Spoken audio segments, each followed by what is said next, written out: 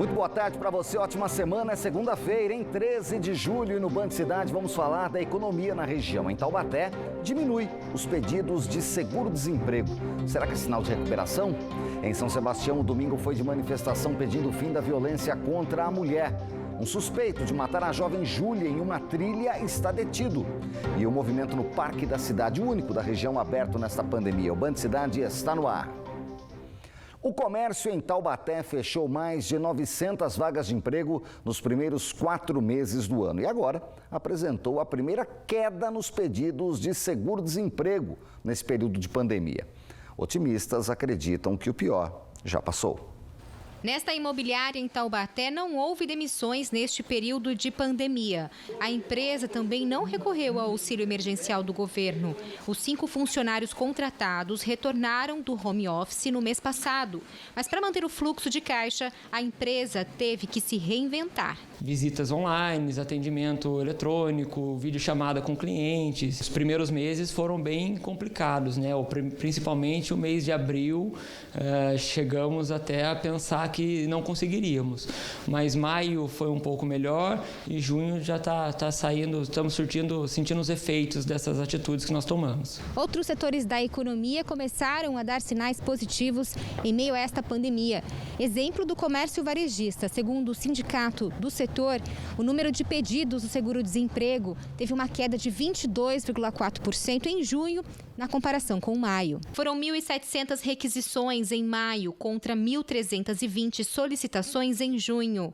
A primeira queda registrada desde março. O levantamento mostrou ainda que a maior parte dos desempregados tinham ensino médio completo, faixa salarial de 1,5 a 3 salários mínimos e trabalhavam nos setores de comércio e serviços. O fundo do poço realmente foi abril e maio, né, com as coisas todas fechadas, com todo o comércio, área de serviço. A partir da abertura em junho, você tem o comércio retomando. Então, as pessoas que deveriam, que poderiam ser mandadas embora, óbvio que isso aí teve uma diminuição. E os setores que continuam fechados ainda nos causa bastante preocupação, principalmente a área de restaurantes, as escolas, as academias. De janeiro a maio, segundo os números do CAGED, o comércio fechou 902 vagas, sendo 146 na área de reparação de veículos, 36 nas atividades atacadistas e 720 empregos com carteira assinada perdidos no comércio varejista. Números que não foram piores por conta de empresas como esta, que conseguiram superar o momento financeiro crítico da pandemia até aqui, preservando o emprego. Com esforço e com sacrifício, mas nós optamos por manter todo o grupo, todo o time completo, né? Eu acho que nenhuma empresa sobrevive só com o proprietário ou só com o dono. Os colaboradores são essenciais para esse momento. A gente continua nesse assunto agora ao vivo comigo, conversa com o professor da Unital, economista Edson Trajano. Professor Trajano, boa tarde, obrigado pela atenção com o Band Cidade. A gente viu uma diminuição no pedido do seguro-desemprego. O senhor entende que o pior realmente já passou em todos os segmentos da economia ou não? Qual que é a sua análise, hein? Boa tarde. Boa tarde, Cláudio. Boa tarde, amigos da TV Band Vale.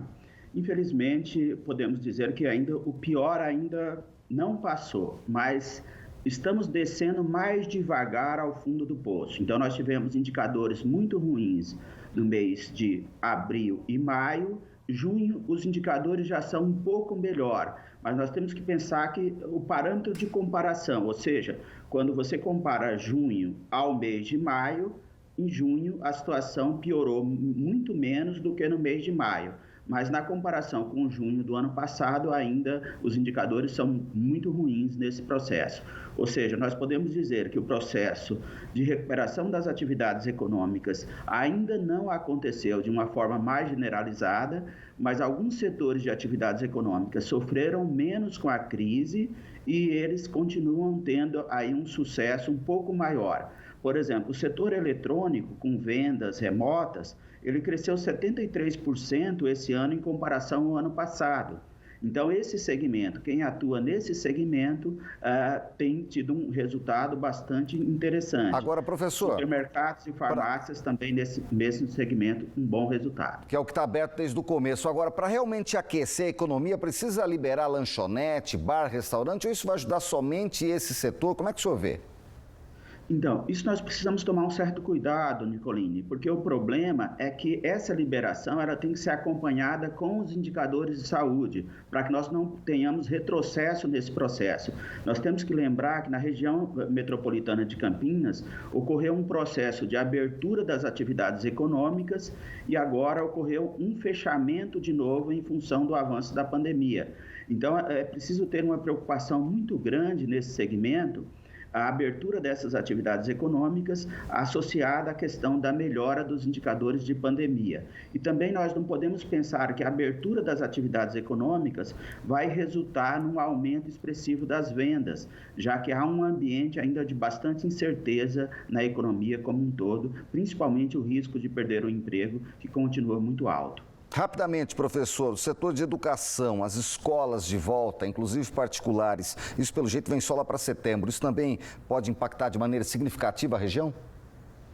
As escolas é uma situação muito mais crítica, né? Porque é um ambiente onde você tem uma propagação maior de vírus nesse processo. Então, o processo de recuperação, o Plano São Paulo, apresenta um cronograma e isso será aberto tanto a particular quanto a pública no mesmo momento. O planejamento é a partir de setembro, mas a retomada total dessas atividades provavelmente só em 2021. É claro que tem impacto econômico no primeiro momento, mas nós temos que aproveitar as ferramentas remotas para trabalhar com educação de acordo com as possibilidades do momento. Perfeito. Edson Trajano, economista, obrigado pela atenção com o Band Cidade. Uma ótima tarde. E a partir de hoje está liberado em Taubaté o comércio ambulante de lanches. Os carrinhos podem voltar para as ruas. Eles vão poder atender de segunda a sexta-feira, das 7 da noite à 1 da madrugada. Segundo a Prefeitura, o atendimento deverá seguir todas as medidas necessárias por conta da Covid-19. Por isso, está proibido a alimentação nos carrinhos. Os clientes devem retirar o lanche e comer em casa. Vamos falar dos números da pandemia. A região tem mais de 9.500 diagnósticos positivos da Covid-19. 346 mortes já foram confirmadas pela doença. Lorena, São Sebastião e Cruzeiro confirmaram uma morte cada no final de semana. Taubaté tem acelerado também o ritmo do aumento de casos e já chega a 895 diagnósticos e 31 mortes.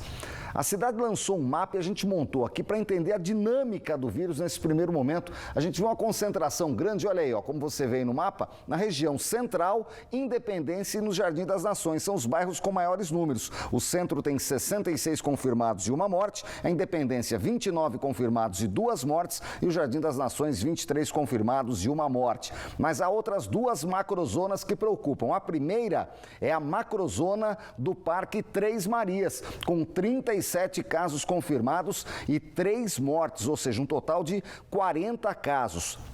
No Parque Três Marias, o maior número, 22 confirmados. No Jardim Sônia Maria, o segundo maior, 12 confirmados e 2 mortes. E depois a macrozona da Gurilândia, com 84 confirmações e uma morte. 27 casos confirmados só no bairro da Gurilândia, 30 na Vila São José, 15 no sítio Santo Antônio, 7 no Parque Urupês. Esses dados são da última quinta-feira, 9 de julho, e mostra a incidência inicial de casos em localidades com maior poder aquisitivo e uma migração agora do centro para os bairros com grandes concentrações de população e interconectados territorialmente. 5 pessoas ficaram feridas na noite de sábado após serem atropeladas por uma caminhonete em alta velocidade. Foi na rodovia Amador Bueno da Veiga, Estrada Velha, em Pindamonhangaba. Uma das vítimas era um motociclista. Veja essas imagens. Minutos antes, ele tinha atingido um carro quando Ele tinha atingido um veículo quando ele tentava trafegar, ele estava na contramão, tentava fazer uma ultrapassagem. As outras 4 vítimas pararam para socorrer o motociclista e, nesse momento, uma caminhonete em alta velocidade veio e atropelou o grupo.